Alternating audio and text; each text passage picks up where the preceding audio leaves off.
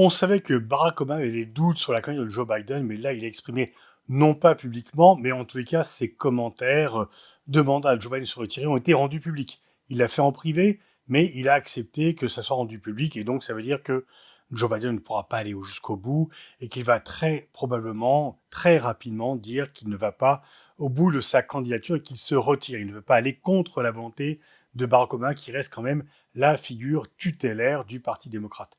C'est pas une trahison d'Obama. Obama essaie de protéger celui qui a été son vice-président, loyal et fidèle pendant 8 ans. Et donc, plutôt que, on sait que dans la vie politique, il y a beaucoup de trahison, il y a beaucoup de gens qui n'ont aucun respect pour les alliances, etc. Mais là, c'est plutôt, je crois que, au contraire, Obama se comporte comme un véritable ami de Biden. On veut dire, ne va pas jusqu'au bout, tu vas être ridicule, ça va être pathétique, et tu vas enfoncer ton parti, tu vas enfoncer le pays, une partie du monde, et tu resteras dans l'histoire comme celui qui a fait cela par juste fierté personnelle. Et donc, je pense que c'est en ami véritable que Obama a demandé à Biden de se retirer, qu'il ne pourra pas faire autrement. Biden devrait se retirer. Est-ce que Kamala Harris, sa vice-présidente, devrait être la candidate? Apparemment, Biden va demander, c'est un peu peut-être dans le deal qu'il va passer avec les gens du Parti démocrate, de dire non, je veux une convention ouverte à Chicago.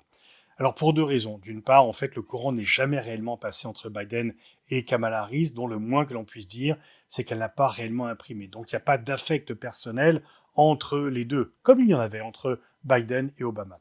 Et puis surtout, c'est que Kamala Harris ne réussit pas très bien dans les sondages et qu'elle paraît très loin de Trump, et donc elle n'est pas celle qui pourrait renverser la vapeur. En fait, il n'y a qu'une seule chance pour que les démocrates qui sont très mal partis, en partie du fait de l'entêtement de Biden à vouloir se représenter, dopé un peu par les midterms qu'il avait gagnés ou qu'il n'avait pas perdus et qui lui ont fait penser qu'il était insubmersible. En tous les cas, il n'y a qu'une seule chance aux démocrates de regagner les présidentielles, c'est de trouver un candidat nouveau à la convention démocrate d'août de Chicago.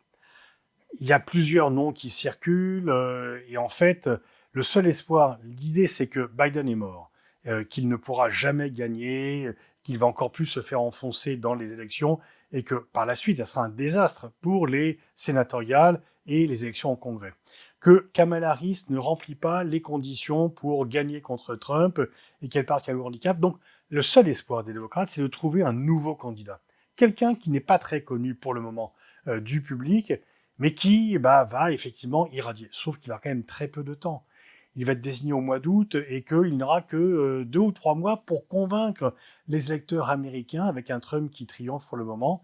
Alors certainement qu'il pourra dire, voilà, moi j'ai protégé le droit, que la question du droit à l'avortement sera centrale pour un candidat démocrate par rapport à Trump, et aussi peut-être la question d'une moins grande intervention internationale sur laquelle Trump marque beaucoup de points.